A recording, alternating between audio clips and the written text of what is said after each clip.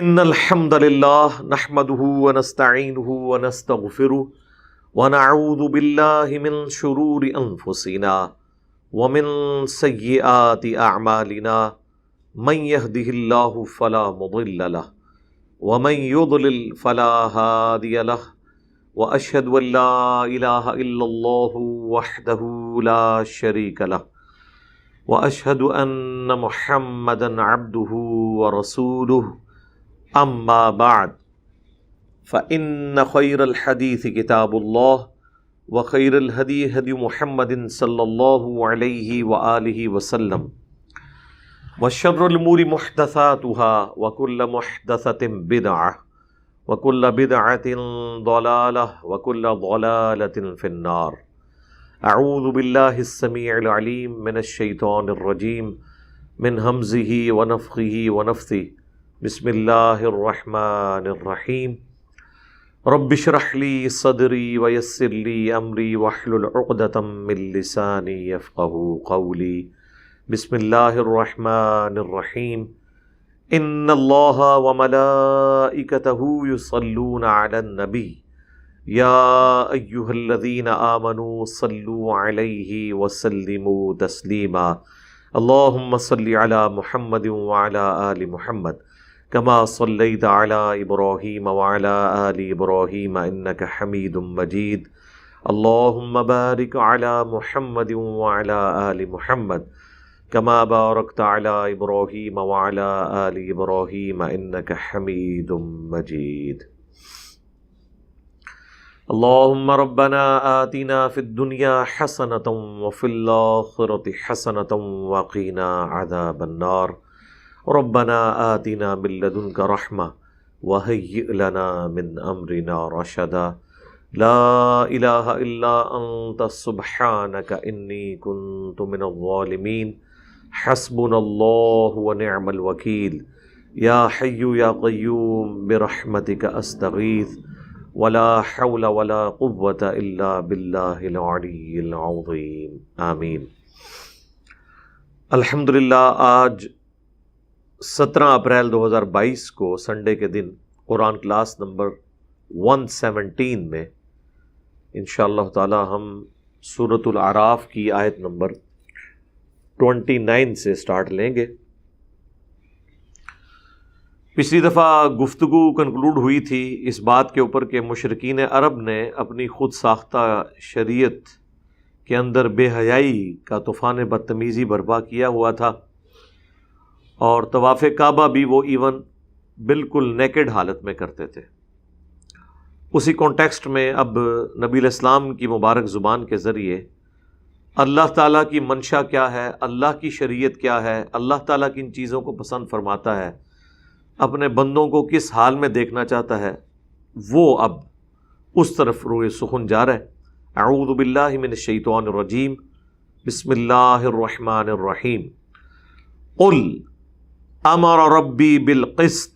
اے نبی فرما دو کہ میرے رب نے تو مجھے حکم دیا ہے عدل و انصاف پہ رہنے کا. وَأَقِيمُوا وُجُوهَكُمْ عِنْدَ كُلِّ مَسْجِدٍ. اور یہ کہ میں اپنا چہرہ قبلہ رخ کر لیا کروں ہر نماز کے وقت. وَادْعُوهُ مُخْلِصِينَ لَهُ الدِّينَ. اور صرف اسی کو پکاروں خالص کر کے اپنے دین کو اس کے ساتھ. اچھا، یہ جہاں پہ بھی وَادْعُوهُ ادعو یہ سارے الفاظ آتے ہیں نا، تو ہمارے جو بریلوی حضرات ہیں نا وہ اس کا ترجمہ کر دیتے ہیں عبادت، کیونکہ پکارنا تو انہوں نے ہے عبد القادر جیلانی کو، باقی بزرگوں کو، حالانکہ یہ ادعو دعا کہتے ہی پکارنے کو ہے. یہاں بھی انہوں نے ترجمہ پیر کرم شاہ صاحب کا میرے پاس رکھا ہے، انہوں نے کہا کہ عبادت کروں اس کی دین کو خالص کرتے ہوئے.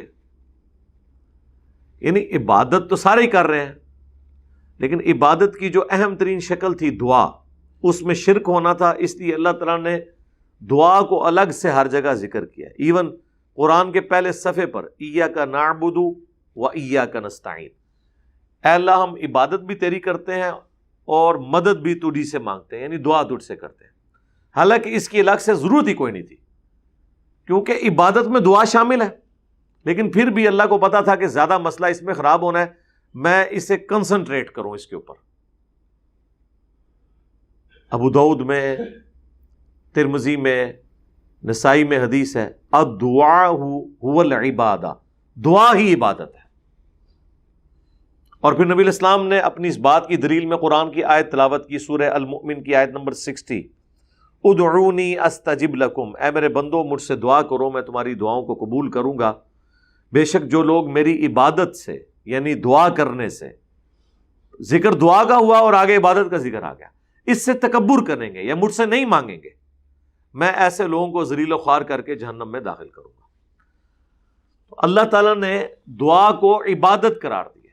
یہاں پہ بھی آئے کہ پکارو اس کو خالص اپنا دین اس کے ساتھ کرتے ہوئے، کما بدأکم تعودون، جس طرح اس نے تمہیں پہلی دفعہ پیدا کیا تھا اسی طریقے سے دوبارہ تمہیں پیدا کر لے گا، تم زندہ کر کے اس کی طرف لوٹائے جاؤ گے۔ اور اینڈ رزلٹ کیا ہوگا؟ فریقاً ہدا، ایک گروہ وہ ہے جسے ہدایت دی گئی ہے، وفریقاً حق علیہم الضلالہ، اور ایک گروہ وہ ہے جس کے اوپر گمراہی ثبت ہو چکی ہے۔ یعنی کہ اللہ نے نہیں گمراہ کیا، مراد یہ کہ انہوں نے انبیاء کی دعوت کا انکار کر کے، کتابوں کا انکار کر کے خود گمراہی کمائی ہے۔ انہم اتخذوا الشیاطین اولیاء من دون اللہ، یہ گمراہ لوگ وہ ہیں جنہوں نے بنا لیا ہے شیطانوں کو اپنا دوست اللہ کے سوا، وَيَحْسَبُونَ أَنَّهُمْ مُهْتَدُونَ، اور حال یہ ہے کہ وہ گمان کرتے ہیں کہ وہ ہدایت پہ ہیں۔ یہ ہے الٹا گیئر لگنا، سب سے خطرناک بلکہ خطرے ناک بات یہ ہوتی ہے کہ انسان گمراہی کے راستے پہ ہو اور اسے ہدایت سمجھ رہا ہو۔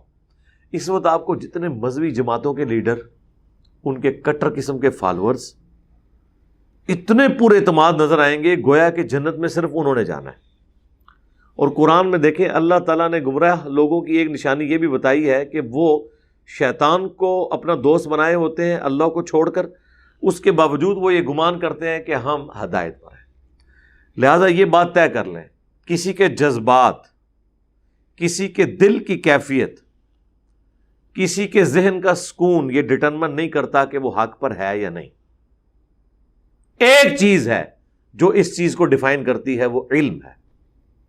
اس کی وجہ یہ ہے کہ اگر ذہنی سکون نہ مل رہا ہو تو میرے بھائی کرسچن پھر چرچ میں جانا چھوڑ دیں۔ وہ جب چرچ کی گھنٹیاں بجتی ہیں نا تو انہیں ایک روحانی سکون وکھرے جہاں میں وہ بھی داخل ہو جاتے ہیں۔ وہ ہوتا شیطانی سکون ہے، وہ اسے روحانیت سمجھتے ہیں۔ اگر یہی چیزیں ہوتی تو گردوارے سارے اجڑ جاتے، مندر سارے ویران ہو جاتے، لیکن آج بھی لاکھوں لوگ جا رہے ہیں۔ اور جناب ہمارے حج کے اوپر تو بمشکل 50 لاکھ بندہ جمع ہوتا ہے نا، گنگا پہ 3.5 کروڑ ہندو ہر سال نہانے کے لیے جاتے ہیں۔ جی آج تو شاہی کوئی نہیں تعداد دے لحاظ نال ان کے مقابلے پہ، تو ان کو آخر وہاں کچھ مل رہا ہے نا۔ سینچریاں تو ٹنڈولکر نے کی ہیں، کسی مسجد میں جانے والے نے اتنا بڑا ورلڈ ریکارڈ نہیں بنایا۔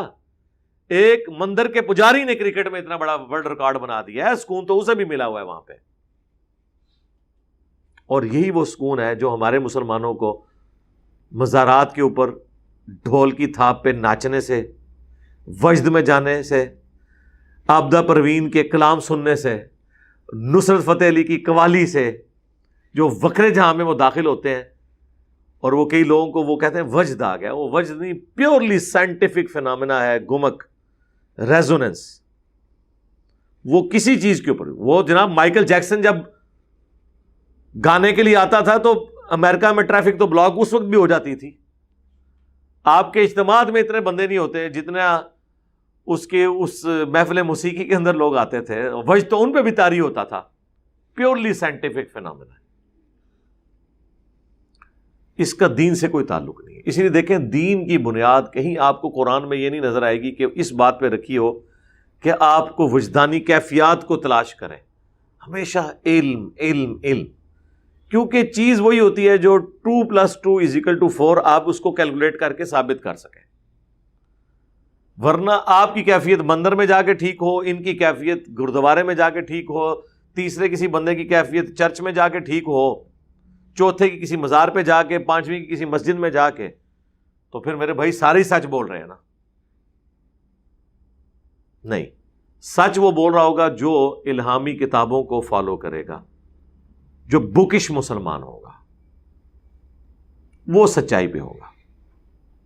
تو یہ تو گمان کرتے ہیں وہ ہدایت پہ ہیں، حالانکہ وہ ہدایت پہ نہیں ہوتے۔ لہذا کرائٹیریا ہدایت کو چیک کرنے کا قرآن و سنت ہے، وحی کی تعلیمات ہے۔ یا بنی آدم، اے اولاد آدم، خذوا زینتکم عند کل مسجد، اپنا زینت کا سامان یعنی لباس لے لیا کرو ہر نماز کے وقت یا ہر دفعہ مسجد میں جاتے ہوئے۔ یہ اب اس چیز کی طرف اشارہ کیا جا رہا ہے جو مشرکین عرب بالکل ننگا ہو کے طواف کرتے تھے، کہ چونکہ اللہ تعالیٰ نے بھی بغیر لباس کے ہمیں پیدا کیا، لہٰذا سب سے اعلیٰ طواف وہ ہوگا جو بالکل کپڑے اتار کے ہوگا۔ اس کے جواب میں کہا جا رہا ہے کہ جب بھی آپ اللہ کے حضور حاضر ہوں گے تو آپ کے کپڑے صاف ستھرے ہونے چاہیے، زینت کا سامان اچھا ہونا چاہیے۔ اسی کے اندر یہ چیز امپلائیڈ ہے کہ آخری درجے میں کوشش ہونی چاہیے کہ صاف ستھرے کپڑوں میں نماز پڑھی جائے، لباس کا اہتمام کیا جائے۔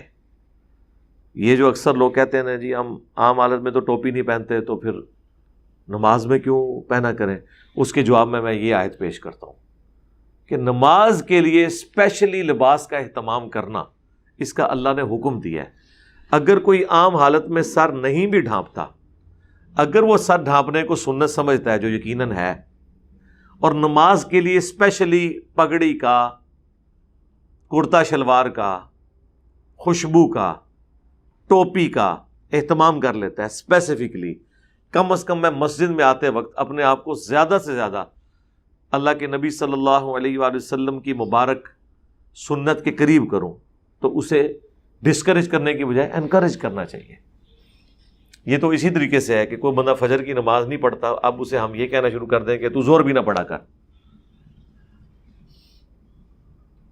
یا تیری فجر کی نماز اگر سستی کی وجہ سے قضا ہو جاتی ہے تو زور بھی چھوڑ دے۔ نہیں، جو وہ ڈیٹم لیول کی نیکی کر رہا ہے وہ ضرور کرے، وہ تو obligatory ہے نا۔ اس طریقے سے بعض لوگ ہیں، ان سے کہیں کہ داڑھی رکھیں، وہ کہتے ہیں داڑھی رکھ کے بھی تو جھوٹ ہی بولنا ہے نا، پھر یعنی بجائے یہ کہنا ہے کہ جھوٹ چھوڑ دیں، وہ ڈبل جرم کر رہے ہیں، ایک تو جھوٹ بول کر، دوسرا داڑھی سے پیچھے ہٹ کے۔ یہ کون سا ایکسکیوز ہے جو آپ پیش کر رہے ہیں؟ ایک برائی دوسری برائی کا ایکسکیوز نہیں ہو سکتی، ایک نیکی دوسری نیکی کو چھوڑنے کا ایکسکیوز نہیں ہو سکتی۔ جو آپ کو گیون سرکمسٹانسز میں جو آپ نیکی کر سکتے ہیں وہ تو کرنے کی کوشش کریں۔ وَكُلُوا وَاشْرَبُوا، اور کھاؤ اور پیو، وَلَا تُسْرِفُوا، لیکن فضول خرچی نہیں کرنی، إِنَّهُ لَا يُحِبُّ الْمُسْرِفِينَ، بے شک اللہ تعالیٰ پسند نہیں کرتا فضول خرچی کرنے والوں کو۔ ایک ہے تبذیر، ایک ہے اسراف۔ اسراف ہے حلال کام میں بھی ضرورت سے زیادہ پیسے کو خرچ کرنا، یہ اللہ تعالیٰ کو ناپسند ہے۔ تبذیر تو آپ ویسے کر ہی نہیں سکتے نا کہ جہاں پہ آپ نے پیسہ نہیں لگانا آپ وہاں پہ پیسہ لگا رہے ہیں۔ حلال کاموں میں بھی ضرورت سے زیادہ پیسہ لگانا، فضول خرچی کرنا، یہ اللہ تعالیٰ کو پسند نہیں ہے۔ اسی لیے فرمایا جا رہا ہے کھاؤ اور پیو لیکن اسراف نہیں کرنا۔ ہماری شادی کی تقریبات میں کیا ہو رہا ہوتا ہے، بندے 100 بلائے ہوئے ہوتے ہیں، کھانا وہاں پہ 200 بندوں کا ہوتا ہے، کس طرح ضائع ہو رہا ہوتا ہے۔ عام دنوں میں کیا ہم اپنے گھر میں سالن کی پلیٹ اسی طریقے سے بھرتے ہیں جس طرح شادی کے موقع کے اوپر لوگوں نے پلیٹیں بھری ہوئی ہوتی ہیں؟ یعنی وہ بالکل ایسے کر کے پہاڑ بنایا ہوتا ہے اور ان کو یہ پتہ ہوتا ہے کہ ہم کھا نہیں سکیں گے، بس ایک ذہنی سکون، اس کو بھی مکمل نہیں کیا، چھوڑ دیا، نئی چیز ڈال دی نئے برتن کے اندر۔ میں تو آخری درجے تک کبھی مجبوراً مجھے یہ مصیبت سے گزرنا پڑے کسی کی نکاح کی سرمنی میں، یا ایک ہی پلیٹ لیتا ہوں، اسی میں سالن تھوڑا سا ڈال لیا، بعد میں چاول کھانے ہیں اسی میں ڈال دیے، اس کو بھی صاف کر لیا، میٹھا بھی ڈالنا ہے اسی میں ڈال لیا۔ گھر میں اسی طرح ہی کیا جاتا ہے نا۔ آخری درجے تک کوشش کی جاتی ہے تکلیف سے بچا جائے، اور کھانا اتنا ڈالیں جتنا ہم نے کھانا ہے۔ آپ کتنی شادیوں میں بھی چلے جائیں، میں نے تو آج تک کوئی شادی ایسی نہیں دیکھی جہاں پہ کھانا ضائع نہ ہوتا ہو۔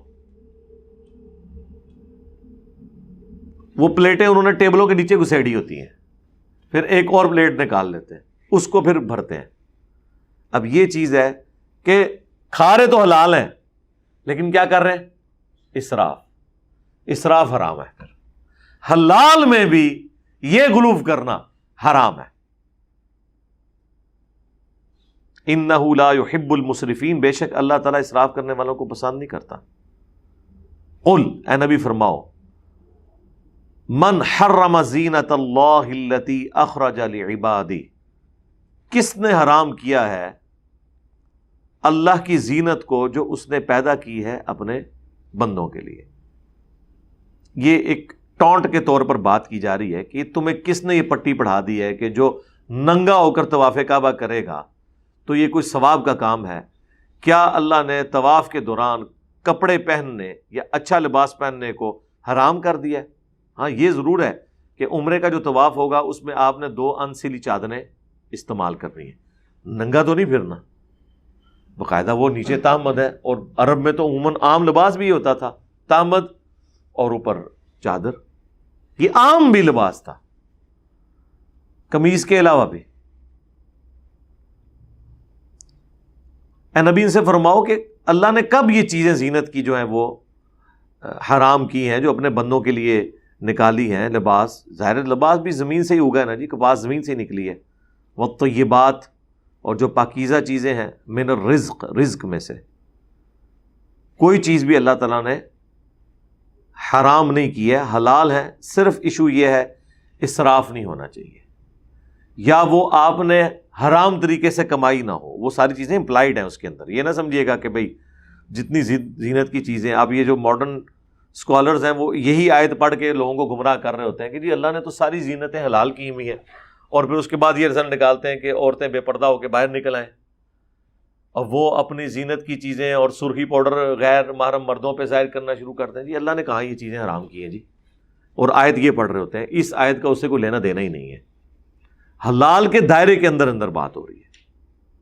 قل ہی للذین آمنوا فی الحیات الدنیا، اے نبی تم فرماؤ یہ تمام حلال چیزیں، زینت کی چیزیں اہل ایمان کے لیے اس دنیا میں برتنے کا سامان ہے، اسے یوز کریں۔ خالصۃ یوم القیامہ، لیکن قیامت کے دن صرف اہل ایمان کے لیے ہوگی۔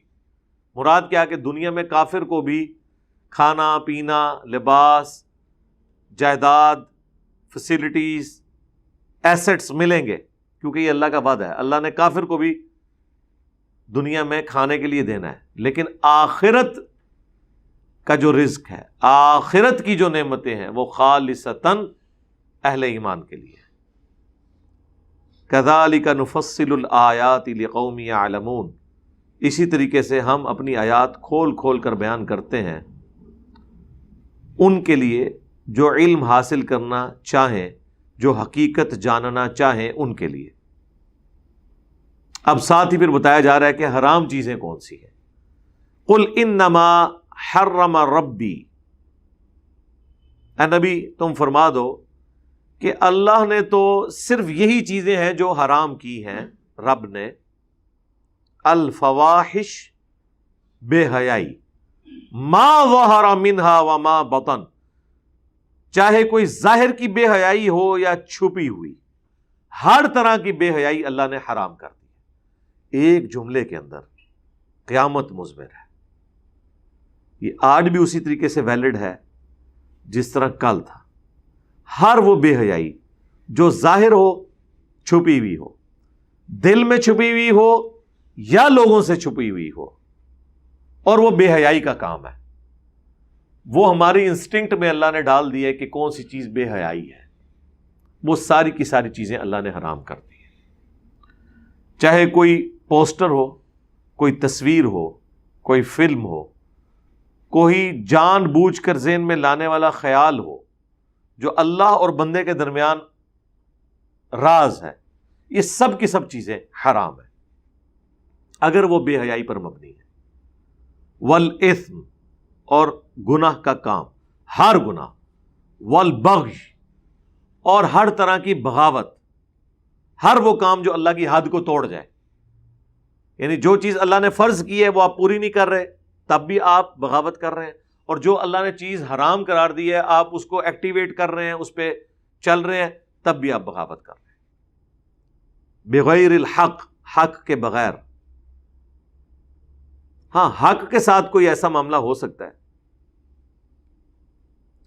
مثلا قتل کے بدلے قتل، ویسے تو انسان کو قتل کرنا اس سے بڑی کوئی بغاوت نہیں ہے، لیکن حق کے ساتھ قتل ہو سکتا ہے، وہ بھی جوڈیشری کے تھرو، کہ اگر کسی نے کسی شخص کو قتل کیا ہے اس کے بدلے میں عدالت اسے قتل کر سکتی ہے، اگرچہ انسانیت کو قتل کرنا یہ بغاوت ہے، لیکن اس ایکسیپشن کے ساتھ کہ اگر کسی انسان نے کسی انسان کو قتل کیا،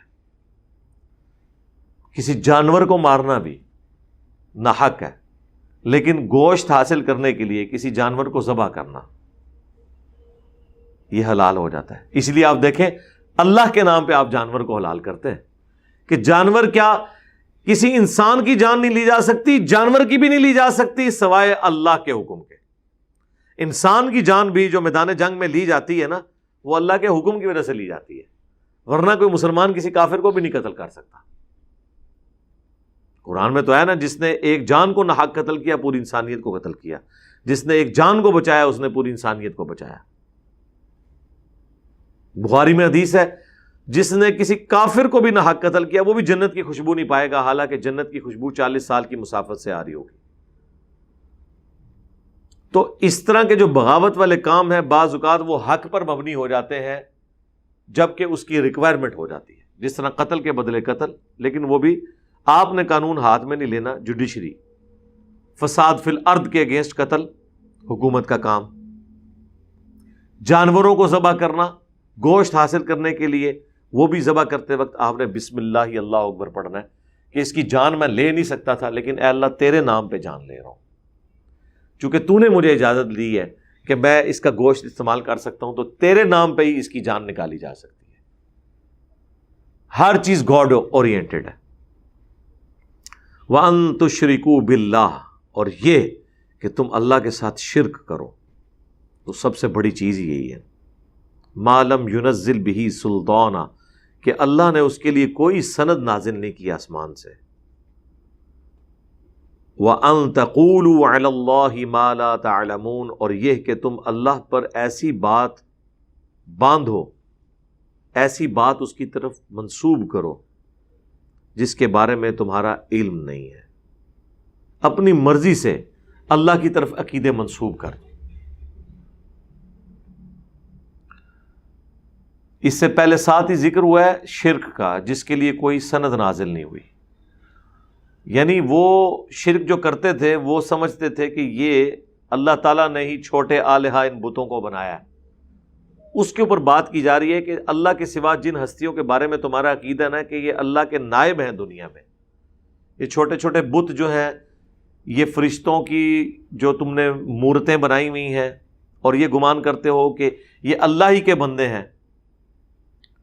وہ تو صحیح مسلم میں باقاعدہ تلبیہ آیا ہے مشرکین عرب کا، اللہم لبیک لبیک اللہم لبیک۔ اس کے بعد وہ ساتھ اس کے ساتھ ایڈ کرتے تھے کہ اے اللہ تیرا کوئی شریک نہیں ہے سوائے ان کے جس کو تو نے خود اپنے ساتھ شریک بنایا ہوا ہے، یعنی یہ جو چھوٹے بت ہیں جن کا مالک بھی تو ہی ہے۔ یہاں بھی یہ کہتے ہیں نا پیچھے تو اللہ ہی ہے، بالکل سیم عقیدہ یہی تھا مشرکین عرب کا کہ یہ جو بت جو کچھ دے رہے ہیں نا، اے اللہ ان کا مالک بھی تو ہی ہے، تجھ سے ہی لے کے دے رہے ہوتے ہیں۔ اور یہ مشرکین عرب کا تلبیہ تھا، اللہ کو وہ مانتے تھے، اللہ کے ساتھ اور ہستیوں کو شریک کرتے تھے۔ یہاں پہ بھی مسلمان اللہ کو مان رہے ہیں لیکن اللہ کے ساتھ اور ہستیوں کو شریک کر رہے ہیں، عبادت کرنے میں نہیں لیکن عبادت کی ایک شکل میں تو شریک کرتے ہیں، یعنی ان کو مشکل کشا مانتے ہیں، ان سے اپنی حاجتیں مانگتے ہیں، حالانکہ اللہ تعالیٰ ہمارا ہم نے اس کی کوئی سند نازل نہیں کی۔ اور دوسرا یہ کہ تم اللہ کے اوپر ایسی بات باندھ دیتے ہو کہ تمہیں علم ہی نہیں ہے اور تم خام خواہ اللہ کے ساتھ چیزیں منسوب کر رہے ہو۔ اس کی نمائندہ مثال بھی ہمارے مسلمان ہیں، اللہ تعالیٰ کے ساتھ انہوں نے کیا کیا عقیدے وابستہ کیے ہوئے ہیں۔ کہتے ہیں نہیں دیکھیں چھت پہ آپ بغیر سیڑھی کے پہنچ نہیں سکتے، تو اللہ تک آپ کیسے بزرگوں کے وسیلے کے بغیر پہنچ سکتے ہیں؟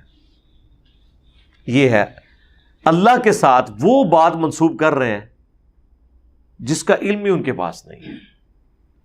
یہ قرآن میں کہاں لکھا ہوا ہے، احادیث میں کہاں لکھا ہوا ہے؟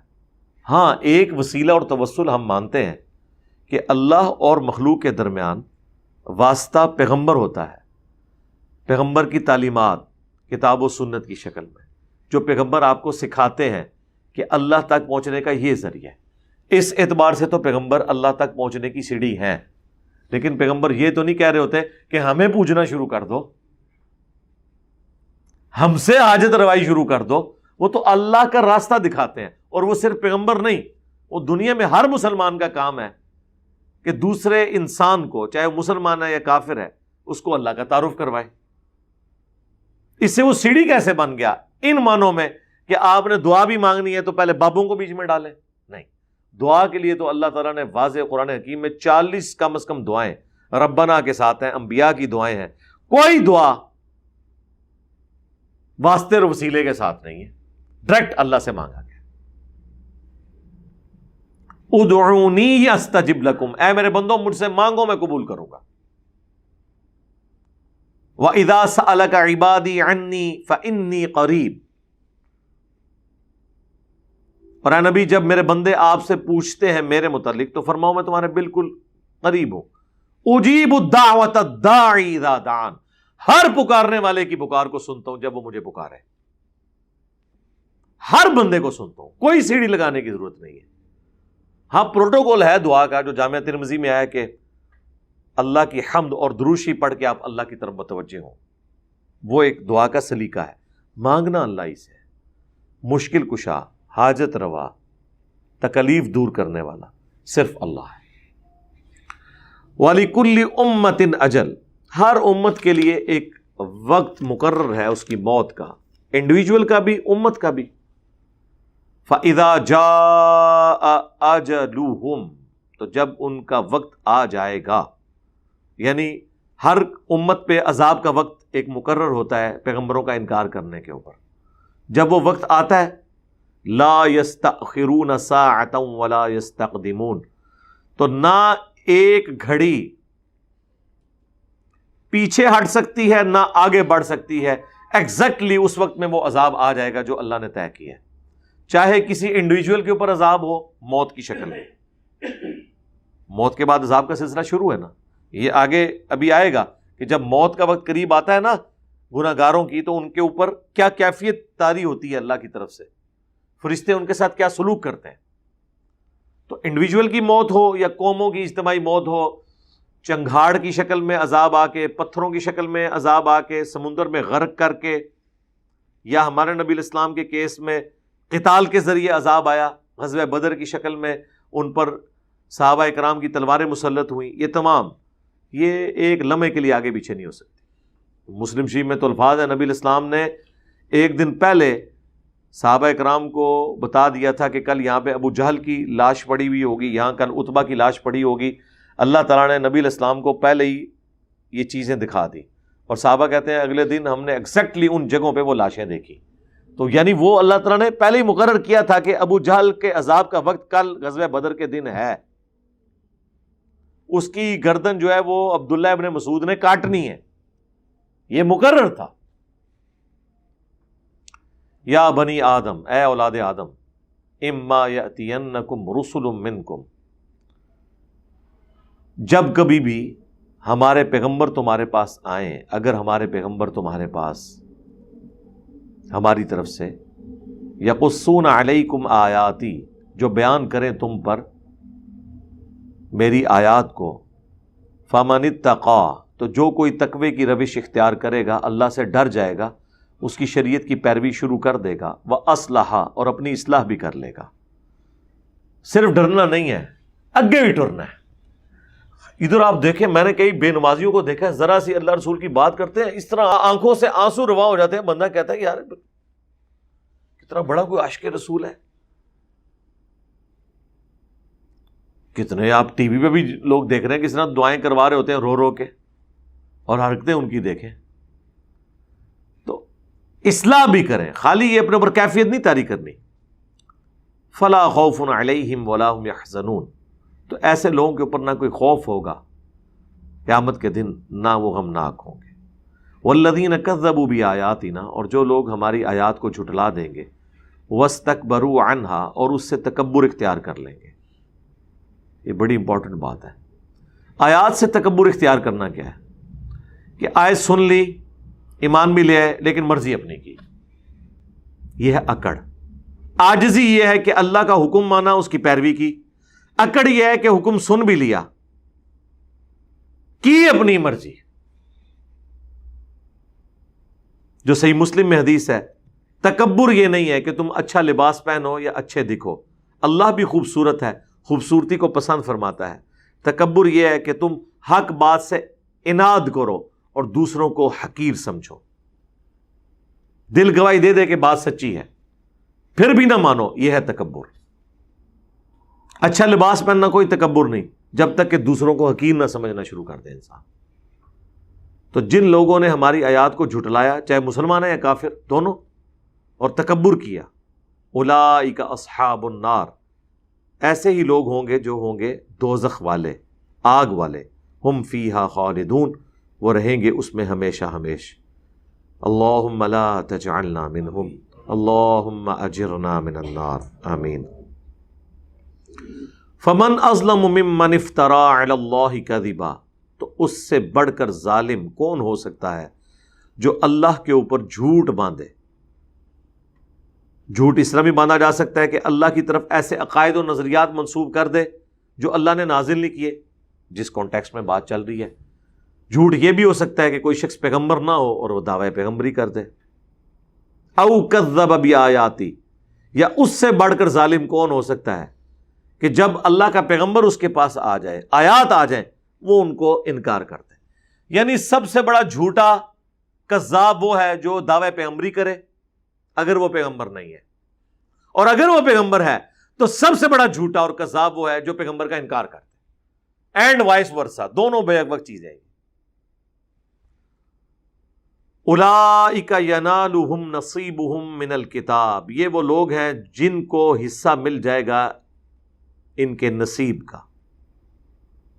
یعنی دنیا میں جتنی ایفرٹ پٹ کی ہے، اگر تو اللہ کو مانا ہے تو ٹھیک ہے، پھر اچھا نتیجہ نکلے گا. اگر اللہ کی شریعت کا مذاق اڑایا ہے، انکار کیا ہے، تو وہ اپنی کی بھی ان کے آگے آئیں گی، اور وہ وقت آ گیا پھر موت کا وقت. حتی اذا جاءتہم رسلنا، یہاں تک کہ جب ہمارے رسول یعنی فرشتے آ جائیں گے، یتوفونہم، روح کو قبض کرنے کے لیے موت کے وقت. قالو، تو ان سے کہیں گے، این ما کنتم تدعون من دون اللہ، کدھر گئی وہ ہستیاں جن کو تم پکارتے تھے دعا میں. اب یہاں انہوں نے پھر ترجمہ کیا ہے جن کی تم عبادت کرتے تھے. کڈی ہوشیاری ہے یار. بس کہیں کسی کا دماغ نہ چلا جائے کہ یار وہ یا شیخ عبد القادر جیلانی شیئن للہ المدد، کہیں کسی کے دماغ میں نہ آ جائے. یار جگہ جگہ لکھا ہوا ہے. قرآن میں بھی دیکھیں مولوی گھس گیا. قرآن کی صرف عربی کی تعریف نہیں ہوئی ہے، ترجمے اور تفسیر میں تعریف ہوئی ہے. یہ اگلی امتوں کے کام انہوں نے بھی کیے ہیں اور کرنے تھے، صرف ٹیکسٹ کی گارنٹی ہے وہ باقی ہے. اور یہ لفظ بھی وہ تھا جو اردو میں ہے. دعا لفظ اردو میں مستعمل ہے. تدعون من دون اللہ، تم دعا کرتے تھے اللہ کے سوا جن ہستیوں سے. ترجمہ کر دیجیے عبادت کیا کرتے تھے. وہ تو کوئی بھی مسلمان نہیں ہے جو نماز کسی اور ہستی کی پڑھ رہا ہو، لیکن جزوی شرک اکثر لوگ کر رہے ہوتے ہیں، دعا میں شریک ٹھہرا رہے ہوتے ہیں. جب فرشتے موت کے وقت ان کو پوچھیں گے، وہ سورۃ النام میں آتا ہے، ان کے منہ اور پیٹھ پہ ہتھوڑے بھی ماریں گے، ساتھ استقبال کریں گے. قالوا ضلوا عنا، وہ کہیں گے سارے ہم سے جاتے رہے، سارے بزرگ مک گئے، بابت شاہی کوئی نہیں، یہ وہ کہیں گے اس وقت. ہاں جی.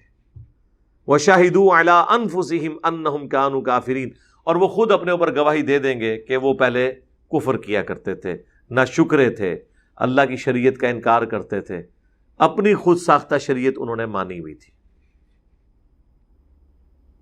تو آپ کیا سمجھ رہے ہیں؟ یہ شرمندگی اٹھانے کے بعد اللہ تعالیٰ کہے گا چلو خیر ہے بچے چلے جاؤ واپس. یہی ہونا چاہیے نا، دنیا میں تو یہ ہوتا ہے نا، ٹھیک ہے چلو بول چک معاف ہے جاؤ، لیکن ایسا نہیں ہوگا۔ قال ادخلوا فی امم قد خلت من قبلکم من الجن والانس فی النار، حکم ہوگا ان کو کہ جاؤ انہی امتوں میں داخل ہو جاؤ جو تم سے اگلی گزر چکی ہیں، جاؤ اپنے بزرگان بے دین کے پاس، چاہے وہ جنوں میں سے تھے یا انسانوں میں سے، وہ تو ہیں آگ میں۔ وہ کہتے ہیں نا ہم تو اپنے بزرگوں کے پیچھے پیچھے ہیں، تو اللہ تعالیٰ نے کہا ہاں جی جاؤ پیچھے پیچھے پہنچ جاؤ جتنے بزرگ پہنچے تھے۔ اللہ اکبر، یہ بڑی کریٹیکل آیات ہے، میں نے کافی دفعہ بیان کی ہیں، یہ سورۃ الاعراف کی آیت نمبر 38 ہے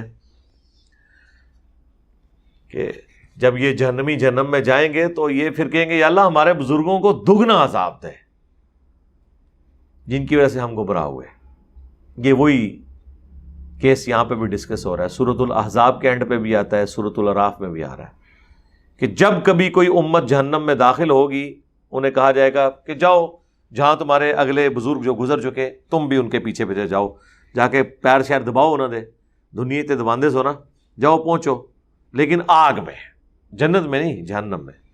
کلما دخلت امت، جب کبھی کوئی امت داخل ہوگی جہنم میں، لعنت اختہا، وہ سب سے پہلے تو جاتے ہی پہلے تو یہاں پیر صاحب کو سلوٹ مارتے تھے نا، ادھر جا کے پہلے بزرگوں پہ پیجن گیا اور لعنت ہوئے ہو تواڈے تے، تواڈی وجہ سے اتنے آیا۔ یہاں کتنا پروٹوکول دیتے ہیں، جھکتے ہیں، ہاتھ چومتے ہیں، پاؤں چومتے ہیں، نذرانے رکھتے ہیں، گاڑی کے پیچھے بھی نگاہ مرشد لکھوایا ہوتا ہے، ٹھیک ہے نا۔ اور اللہ تعالیٰ ہمارا جب یہ جہنم میں پھینکے جا رہے ہوں گے نا، سب سے پہلے تو جا کے لعنت بھیجیں گے ان کے اوپر کہ منوس تم لوگوں کی وجہ سے ہم یہاں پہ آ پہنچے ہیں۔ حتی اذا ادارکوا فیہا جمیعا، یہاں تک کہ جب سب کے سب اس اجتماع میں اکٹھے ہو جائیں گے، اگلے پچھلے سارے بزرگ ایک جگہ جمع ہو جائیں گے۔ قالت اخراہم لأولاہم، تو جو بعد میں جہنم میں آئے ہوں گے نا، وہ دعا کریں گے اپنے ان بزرگوں کے لیے جو پہلے دوزخ میں پہنچے ہوئے ہوں گے، ربنا ہاؤلاء، ہاں جی یا اللہ یہ ہیں وہ بزرگ،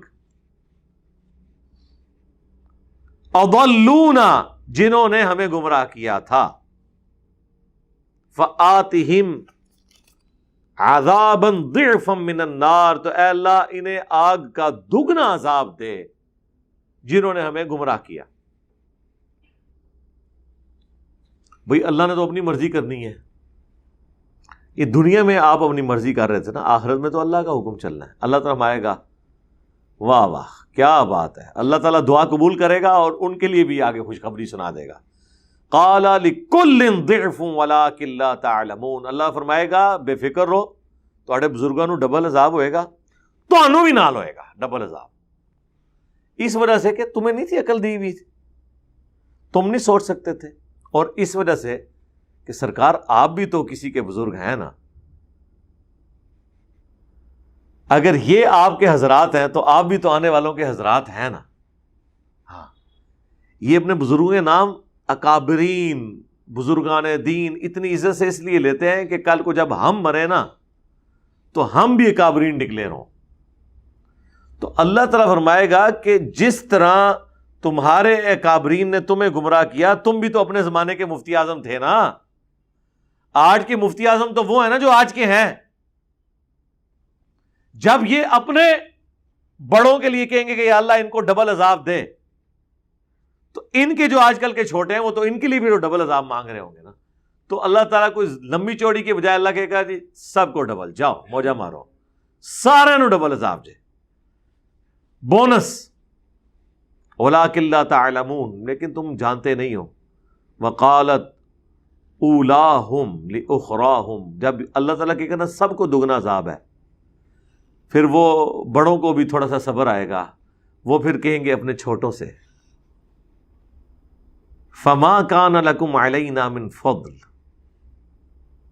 دیکھو تم نے اللہ سے دعا کی نا کہ ہمیں ڈبل عذاب ملے، تو دیکھو تمہیں بھی ڈبل مل رہا ہے، کوئی فائدہ تو کوئی نہیں ہوا تو انہوں، کوئی فضیلت تو تمہیں ہم پہ حاصل نہیں ہو سکی، ٹھیک ہے، یعنی دنیا بھی لوٹی ہے ان بزرگوں نے جنم بھی جا کے تو میڑ ہی مار رہے ہیں کہ ہاں جی کیا کر لیا جے, ٹھیک ہے, عذاب تو تانوں بھی دگنا ہی ہو رہا ہے.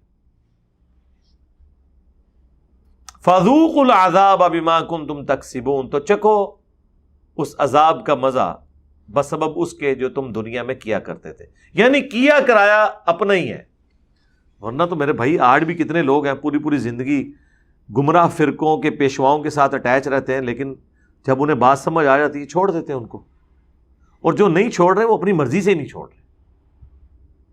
ذہن میں رکھیے گا, اللہ نے عقل دی ہے. اگر یہ بات مان لی جائے نا کہ ان بڑوں نے ان کو گمراہ کر دیا اور یہ بیچارے مظلوم تھے, پھر تو اللہ کی صفت عدل چیلنج ہو جائے گی. اللہ ناانصاف تو نہیں ہے. اللہ نے عقل دی تھی, ابو جہل کو بھی دی تھی, سب سے زیادہ دی ہوئی تھی, لیکن گمراہی کا راستہ اس نے اختیار کیا, اور اسی کے غلام سیدنا یاسر اور سمیہ اور ان کا بیٹا عمار ابن یاسر غلام زادے ایمان قبول کر لیا. اللہ نے عقل دی ہوئی تھی, استعمال, حالانکہ ان غلاموں کو پتا تھا کہ اس کا انجام کیا ہونا ہے. مکے میں جتنی تکلیفیں ہیں یہ امیر صحابہ نے تو نہیں کاٹی, سب غریبوں نے کاٹی ہیں. آپ کو کسی حدیث میں نہیں ملے گا کہ حضرت ابوبکر کو, حضرت عمر کو, حضرت عثمان کو یا حضرت علی کو کوئلوں پہ لٹا دیا ہو کسی نے, کیونکہ ظاہر ہے یہ عالی خاندان کے لوگ تھے, ان کے پیچھے ان کے قبیلے کھڑے ہوئے تھے. وہاں قبائلی سسٹم پہلے ہوتا تھا, دین مذہب بعد میں ہوتا تھا. جس طرح یہاں بھی بعض پاگل ہیں, ان کے لیے پالیٹکس پہلے ہوتی ہے, دین مذہب بعد میں ہوتا ہے. حالانکہ ہر معاملے میں پہلے دین مذہب ہونا چاہیے, اس کی وجہ سے پھر وہ کھڑے ہو جاتے تھے ان کے لیے. لیکن غلاموں کا تو, غلام تو ٹوٹلی ایک سمجھ لیں کموڈٹی اور ایک پروڈکٹ ہوتی تھی نا کسی آقا کی. جس طرح کسی کی لکڑی ہیں, چاہے اسے آگ میں جلا دے, چاہے اسے چھت کے اوپر لنٹر کے طور پہ ڈال لے, کوئی اس کو پوچھ نہیں سکتا تھا. اس طرح غلاموں کی زندگی یہ تھی عرب کے قبائل میں, قبائلی سسٹم کے اندر. اس لیے ان کے حق میں کوئی نہیں کھڑا ہوتا تھا, نہ ان کی کوئی یونین ہوتی تھی, نہ کوئی آرگنائزیشن ہوتی تھی. اس لیے پھر سر غلاموں کو سلام ہے کہ جنہیں یہ پتہ ہے کہ ہمارا کوئی پرسان حال بھی نہیں ہوگا, الٹا تکلیفیں ہمیں اٹھانی پڑیں گی, اس کے باوجود انہوں نے کلمہ پڑھا ہے. امیر بندوں کا کلمہ پڑھنا چھوٹی بات تھی, غلاموں اور غریبوں کا کلمہ پڑھنا بڑی بات تھی. اور پھر جب ان کو نظر بھی آ رہا ہے حضرت بلال کو کن تکلیفوں سے گزرنا پڑا, حضرت خباب کو کن تکلیفوں سے گزرنا پڑا, حضرت عمار ابن یاسر ان کے ماں باپ کو کن تکلیفوں سے گزرنا پڑا, اس کے باوجود دیکھنا ایمان کی لذت تھی کہ انہوں نے تکلیف اڈاپٹ کی. پھر اللہ نے ان کے لیے آسانیاں بھی کر دی. ان الذین کذبوا بآیاتنا, بے شک وہ لوگ جو جھٹلاتے ہیں ہماری آیات کو, واستکبروا عنہا, اور اس سے تکبر اختیار کرتے ہیں, لا تفتح لهم ابواب السماء ولا, تو ان کے لیے دروازے نہیں کھلیں گے آسمانوں کے یعنی جنت کے, ولا يدخلون الجنہ, اور نہ ہی وہ جنت میں داخل ہوں گے. کون؟ جو اللہ کی آیات کو جھٹلا دے اور اس سے تکبر کرے, چاہے وہ مسلمان ہو چاہے کافر. یہ نہیں ہو سکتا کہ کافر جو ہے وہ قرآن پہ عمل نہ کرے تو وہ جہنم میں جائے, اور مسلمان نہ عمل کرے تو اللہ کے خیر ہے, جو کچھ بھی ہے میری محبوب کی امت سے ہی ہے. یہ نہیں ہوگا. جسے فٹ اسے گفٹ. حتی یلج الجمل فی سم الخیاط, یہاں تک کہ اونٹ سوئی کے ناکے سے نہ گزر جائے. یہ وہ مثال ہے سورۃ الاعراف کی آیت نمبر 40 میں, جو عرب کے محاورے میں بولی جاتی تھی. جب کسی کام کا کہا جاتا تھا نا کہ یہ امپاسبل ہے, تو اس کے لیے بولا جاتا تھا کہ یہ اس طرح ہی ہے جیسا کہ تم سوئی کے ناکے سے اونٹ گزار دو. اب سوئی کا ناکا اتنا سا, اونٹ اتنا بڑا, تو کسی چیز کو محال کہنے کے لیے یہ مثال دی جاتی تھی. یہ تعلیق بالمحال اسے کہتے ہیں, کہ جس طرح یہ امپاسبل ہے نا کہ اونٹ سوئی کے ناکے سے نہیں گزر سکتا, بالکل اس طریقے سے یہ امپاسبل ہے کہ جو اللہ کی آیات کو جھٹلائیں اور انکار کریں, چاہے وہ مسلمان ہیں, چاہے کافر ہیں, چاہے بت پرست ہیں, جو بھی ہیں, کہ وہ جنت میں داخل ہو جائیں. وَكَذَلِكَ نَجْزِي الْمُجْرِمِينَ, اور اسی طریقے سے بدلہ دیتے ہیں ہم جرم کرنے والوں کو. اب اس آیت کا ہرگز یہ مطلب نہیں ہے کہ اللہ تعالیٰ قیامت کے دن اونٹ کو سوئی کے ناکے سے پہلے گزارے گا اپنی قدرت کی وجہ سے؟ اللہ تو گزار سکتا ہے، پوری کائنات کو سوئی کے ناکے سے گزار سکتا ہے۔ اب تو سائنس بھی ہر چیز کی تصدیق کر لی ہے کہ اگر کسی چیز کو آپ انرجی کی فارم میں لے جائیں تو جو مرضی کریں اس کے ساتھ۔ E=mc²، آئنسٹائن کی ایکویشن، اگرچہ ابھی اس کی ایک چیز پاسبل ہوئی ہے، ابھی تک ہم میس کو انرجی میں کنورٹ کر رہے ہیں، انرجی کو میس میں کنورٹ انسان ابھی نہیں کر سکا، یعنی آگ جلا کے ہیٹ حاصل کر لیتے ہیں لیکن ہیٹ سے دوبارہ لکڑی نہیں بنا سکے، یہ ہم نہیں کر سکے، اللہ قادر ہے۔ اور کسی فارم میں نیچر میں یہ چیز ہو رہی ہے، دیکھیں جناب، روزانہ لاکھوں اربوں ٹن لکڑی بن رہی ہے سورج کی روشنی سے، فوٹو سنتھسس کے ذریعے، پتے اپنی خوراک تلاش کر کے خود تیار کرتے ہیں زمین سے نمکیات لے کے، اور پھر وہ لکڑی میں کنورٹ کرتے ہیں، ایک بیج اتنا سا 6 ارب گنا بڑا درخت بن جاتا ہے۔ تو E=mc²، یعنی میس کو آپ انرجی میں کنورٹ کر سکتے ہیں، انرجی کو میس میں، لیکن پریکٹیکلی ابھی تک ہم صرف میس کو انرجی میں کنورٹ کر سکے ہیں۔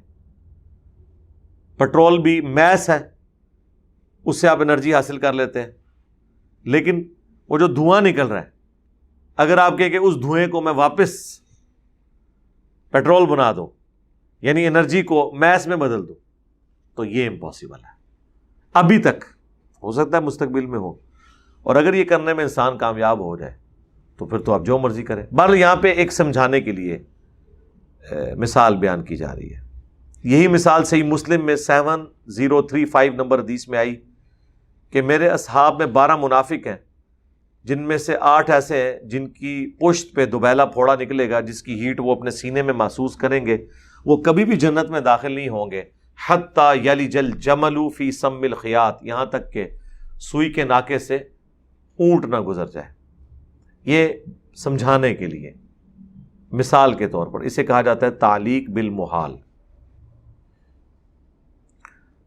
لہم من جہنم مہاد ومن فوقہم غواش، جہنم میں پھر ان کا بچھونا بھی آگ ہی ہوگا اور ان کا اوڑھنا بھی آگ ہی ہوگا، بستر بھی آگ کا، اوپر چادر بھی آگ کی، اوڑھنا بچھونا آگ ہوگا۔ وَكَذَلِكَ نَجْزِي الظَّالِمِينَ، اور اسی طریقے سے ہم بدلہ دیتے ہیں ظالموں کو۔ اللہم اجرنا من النار ربنا اصرف عنا عذاب جہنم ان عذابها کان غراما، آمین۔ والذین آمنوا، اب ایک ٹھنڈا جھونکا بھی آ رہا ہے اہل ایمان کے لیے، وہ لوگ جو ایمان لے آئیں گے، وعملوا الصالحات، اور نیک اعمال کریں گے۔ صرف ایمان لانا کافی نہیں ہے، نیک اعمال، اوبیڈینس، تابعداری، اطاعت بھی۔ لا نکلف نفسا الا وسعها، تو ہم کسی بھی جان کو تکلیف نہیں دیتے مگر اس کی وسعت کے مطابق۔ اولئک اصحاب الجنہ، ایسے لوگ ہوں گے اہل جنت، ہم فیہا خالدون، وہ رہیں گے اس میں ہمیشہ ہمیشہ۔ یہ جو آیا نا لا نکلف نفسا الا وسعها، یہ اللہ نے قانون کے طور پر ذکر کیا ہے، کسی بھی جان کو ہم اس کی استطاعت سے بڑھ کر تکلیف نہیں دیتے۔ یہ ایک ایسا جنرل رول ہے کہ دنیا میں جس نے اللہ کے لیے تکلیف اٹھائی ہے نا، تو اس کا پھر جزا قیامت کے دن جنت ملنی ملنی ہے۔ یہ نہیں ہے کہ ادھر بھی تکلیف اٹھائی ہے اور آخرت میں بھی اٹھائیں گے، نہیں، یہ اللہ کا رول نہیں ہے، اللہ کی صفت عدل کے منافی ہے۔ اسی کو میں نے عرض کیا تھا کہ دنیا اللہ کی مرضی کی گزاریں، آخرت آپ کی مرضی کی ہوگی، اور اگر دنیا آپ اپنی مرضی کی گزاریں گے پھر آخرت اللہ کی مرضی کی ہوگی۔ آپ یہاں بیٹھ کے جنت کما سکتے ہیں کیونکہ اللہ تعالیٰ نے فرمایا کہ میں کبھی بھی وعدہ خلافی نہیں کرتا۔ دنیا میں ہو جاتا ہے کہ انسان محنت کرے اور رزلٹ اپوزٹ نکل آئے، آخرت میں نہیں نکلے گا۔ آخرت میں جو آپ نے محنت کی ہے وہی ملے گا۔ دنیا میں اس لیے ہوتا ہے کہ اللہ نے دنیا کو آزمائش کا ذریعہ بنایا ہے۔ یہاں پہ آپ محنت کریں، رزلٹ مل بھی سکتا ہے، نہیں بھی مل سکتا، کیونکہ یہاں اللہ تعالیٰ کسی کو دے کے آزماتا ہے، کسی سے لے کے آزماتا ہے۔ آخرت میں ایسا نہیں ہے، آخرت میں تو آزمائش آئی کوئی نہیں۔ اسی لیے اللہ تعالیٰ بار بار یہ یقین دلاتا ہے کسی کو یہ وسوسہ نہ آئے کہ دنیا میں بڑی محنت کی تھی، کیا بنا، اینڈ رزلٹ تو میرے ساتھ یہ ہاتھ ہو گیا، تو آخرت میں بھی نہ ہو جائے۔ تو وہ اللہ تعالیٰ بار بار آخرت کے بارے میں کہتا ہے۔ اللہ تعالیٰ اپنے وعدے کی خلاف ورزی نہیں کرتا، اللہ تعالیٰ پیغمبروں سے کیے ہوئے وعدے پورے کرے گا۔ پھر اہل جنت کے کلام کو نقل کیا جاتا ہے کہ جنتی جب جنت میں پہنچیں گے تو اللہ کا شکر ادا کریں گے کہ اے اللہ جو تو نے دنیا میں ہم سے وعدہ کیا تھا آج پورا کر دیا۔ یہ اللہ نے اس لیے بیان کیا ہے کہیں دنیا پہ قیاس نہ آپ آخرت کو کر لیں، دنیا میں ایسے ہی ہوگا، بغیر محنت کے بہت کچھ مل جائے گا، محنت کر کے بھی کچھ نہ ملے۔ آخرت میں یہ رول نہیں چلے گا، آخرت میں جس نے جو کیا ہے وہ اسے ملے گا۔ جو صحیح مسلم میں حدیث ہے کہ دنیا آخرت کی کھیتی ہے، جو بوگے وہ کاٹو گے۔ دنیا میں ایسا نہیں ہوتا، دنیا میں ہو سکتا ہے آپ بہت زیادہ محنت کریں اور کچھ بھی ہاتھ نہ آئے، اور تھوڑی سی محنت کریں یا بعض اوقات محنت نہ بھی کریں اور بہت کچھ ہاتھ آ جائے، کیونکہ دنیا میں اللہ تعالیٰ نے معاملہ تقدیر کے اوپر رکھا ہوا ہے۔ آخرت کی تقدیر آپ نے خود بنانی ہے، جو محنت کرے گا کامیاب ہو جائے گا، اور ساری الہامی کتابوں کا مقدمہ اسی کے اوپر قائم ہے۔ اہل جنت رہیں گے اس میں ہمیشہ ہمیش، اور یہاں تک اللہ ان کو انعام دے گا۔ وَنَزَعْنَا مَا فِي صُدُورِهِم مِّن غِلٍّ، اللہ تعالیٰ اہل ایمان کے دلوں میں بھی اگر ایک دوسرے کے بارے میں کوئی نفرت تھی نا، وہ بھی نکال دے گا۔ آپ یہ وہ کام ہے جو معجزانہ طور پہ ہو سکتا ہے، یعنی دنیا میں دونوں نیک تھے لیکن کوئی ایسا اختلاف رائے تھا جس کی وجہ سے ایک دوسرے کے لیے دل میں نفرت ختم نہیں ہوئی، لیکن اللہ کے ساتھ مخلص تھے، حقوق العباد صحیح پورے کیے، جنت میں پہنچ گئے۔ اب جنت تو کوئی غم کرنے کی جگہ تو نہیں ہے نا، یہ تو ہو نہیں سکتا کہ آپ جنت میں ہوں اور آپ کے ساتھ وہ لوگ بھی جنت میں ہوں جن سے آپ سخت نفرت کرتے ہوں، اگرچہ اللہ کے حضور انہوں نے بالکل صحیح پرفارم کیا ہو، آپ کے ساتھ زیادتی بھی نہ کی ہو، ان کے زوم میں وہ اس چیز کو صحیح سمجھتے ہوں۔ کہ جنت میں تو دونوں پہنچ گئے، اب ایک دوسرے کا کیسے سامنا کریں گے؟ جس طرح یہاں بھی لوگ جس سے اختلاف ہوتا ہے اس کو دیکھ کے گلی بدل لیتے ہیں، جنت میں تو یہ کام نہیں ہوگا۔ یہ بھی ایک عیب والی چیز ہے نا، ایک ٹینشن ہے نا۔ جنت تو وہ جگہ ہے جہاں پہ اتنی سی ٹینشن بھی نہیں، کوئی تکلیف نہیں ہے، تو یہ بھی کتنی بڑی کوفت ہے کہ جنت میں جا کے یہ والے معاملات ہوں۔ تو اس کا سلوشن صرف اللہ کے پاس ہے کہ اللہ تعالیٰ زبردستی کسی کے دل سے دوسرے کے بارے میں جو میل آیا ہوا ہے وہ نکال دے۔ انسان میں تو یہ قدرت نہیں کہ وہ نکال سکے، ٹھیک ہے۔ مجھے وہ لطیفہ یاد آ گیا، وہ علی نقوی صاحب ایک دفعہ بیان کر رہے تھے ایک رائٹر کے بارے میں کہ انہوں نے مضمون لکھا کہ at the end of the day سب لوگ ہی جنت میں چلے جائیں گے۔ وہ بڑے اچھے انداز میں انہوں نے ایک مضمون لکھا کہ جب جنت میں سنی جائیں گے تو وہ شیعہ کو دیکھ کے پریشان ہو جائیں گے کہ یہ کیوں جنت میں آ گئے، ٹھیک ہے۔ شیعہ صحابہ کو دیکھ کے پریشان ہو جائیں گے کہ یہ کیسے آ گئے، ہم نے تو پوری زندگی ان پہ تفرے کیے تھے، ٹھیک ہے۔ اس طرح وہ پوری چین بنائی ہوئی نا، تو وہ علی نقوی صاحب کہتے ہیں کہ علی بھائی آپ کو دیکھ کے تو سارے پریشان ہو جائیں گے، ٹھیک ہے۔ تو انشاءاللہ پریشان ہوں گے، امید ہے ہم نہیں پریشان ہوں گے کسی کو دیکھ کے انشاءاللہ تعالی۔ یا تو وہ جہنم میں ہوں گے جن کے بارے میں ہمارا گمان ہے، اور یا پھر اللہ تعالیٰ ہمارے دل سے ان کے لیے غل نکال دے گا۔ ایک کام تو ہونا ہے نا۔ یہ وہ آیت ہے سورہ الاعراف میں بھی ہے، سورۃ الحجر کے کانٹیکسٹ میں تو اسپیسیفکلی آیا، بہرحال یہ ملتی جلتی آیات ہیں۔ ان کے کانٹیکسٹ میں المصنف ابن ابی شیبہ میں صحیح سند سے حدیث ہے، اور فضائل صحابہ احمد بن حنبل کی کتاب میں نے اپنے کربلا والے ریسرچ پیپر میں ڈالی ہے کہ مولا علی علیہ السلام ان آیات کو تلاوت کر کے کہا کرتے تھے، میں اللہ سے امید کرتا ہوں کہ یہ آیت میرے عثمان بن عفان، طلحہ اور زبیر کے بارے میں ہے کہ اللہ تعالیٰ ہمارے دلوں میں جو ایک دوسرے کے لیے غل آ گیا ہے اس کو دور فرما دے گا، ٹھیک ہے۔ وہ ڈاکٹر اسرار صاحب بیان کرتے کرتے ماموں جان کا بھی نام انہوں نے لے دیا، تو ہم نے کہا کہ ماموں کا ذکر نہیں کیا مولا علی نے۔ مولا علی نے بھی وہی ذکر کیا جو ذکر کرنا بنتا تھا، اور ظاہر ہے کہ وہ ان کنفرم جنتیوں کا ذکر کیا جو عشرۃ مبشرۃ میں شامل ہیں، حضرت عثمان، طلحہ، زبیر۔ اور دیکھیں اللہ تعالیٰ نے سب کو پاک و صاف کر کے اٹھایا۔ حضرت عثمان کی مظلومانہ شہادت ان کی اجتہادی غلطیوں کا کفارہ بن گئی۔ حضرت طلحہ جنگ چھوڑ گئے، المستدرک للحاکم میں ہے کہ مروان نے ان کے گھٹنے میں تیر مار کے انہیں شہید کیا کہ اس کے جنگ چھوڑنے کی وجہ سے ہم جنگ جمل ہار جائیں گے۔ حضرت زبیر کے بارے میں تو میری ویڈیو ریکارڈ ہو گئی ہے، مسند احمد میں موجود ہے، المستدرک للحاکم میں ہے کہ مولا علی نے جب انہیں یاد کروایا کہ تمہیں نبی الاسلام نے ایک دن فرمایا تھا نا کہ تم علی سے محبت کرتے ہو، ایک دن تم اس سے جنگ کرو گے، تم باغی اور ظالم ہوگے، تو انہوں نے کہا میں تو یہ بھول گیا تھا، تو میدان جنگ چھوڑ گئے۔ جس طرح حضرت یوسف علیہ السلام کا وہ قیدی بھول گیا، حالانکہ قرآن میں آتا ہے کہ حضرت یوسف نے کہا تھا اپنے مالک سے میرا ذکر کرنا، 9 سال تک بھولا رہا، اس نے کہا شیطان نے بھلا دیا، حضرت زبیر کو بھی شیطان نے بھلا دیا۔ خیر اس وقت یاد آیا وہ میدان جنگ چھوڑ گئے۔ جرموز ابن جرموز ایک تھا حضرت علی کا فوجی، اس نے جا کے قتل کر دیا۔ حضرت علی نے کہا صفے کو جہنم کی بشارت دے دو۔ میں نے رسول اللہ سے سنا تھا کہ ہر نبی کا خاص یار ہوتے ہیں حواری، زبیر میرا حواری ہے۔ اس نے حضرت علی سے پوچھے بغیر، حالانکہ حضرت علی کا حکم ہے المصنف ابن ابی شیبہ میں کہ جو جنگ چھوڑ کے چلا جائے تم نے اس کا پیچھا نہیں کرنا۔ حضرت علی کی بھی نافرمانی کی اور ایک جنتی صحابی کو اس نے قتل کیا جو کہ اس جنگ سے جا چکے تھے اپنی غلطی کو مان کے، انہوں نے جنگ لڑی ہی نہیں، اللہ نے ان کو قبول کر لیا۔ تو اسی لیے حضرت علی پھر کہتے تھے کہ میں اللہ سے امید کرتا ہوں کہ ہمارے دلوں میں، حضرت علی کے لیے تو خیر ان کے دل، حضرت علی کے دل میں تو ان کے لیے کچھ بھی نہیں آیا نا، وہ تو ان کو اینڈ وقت تک سمجھاتے رہے، بفرض محال اگر ان کے دلوں میں بھی کوئی میرے لیے غل ہے تو اللہ تعالیٰ نکال دے گا، ٹھیک ہے۔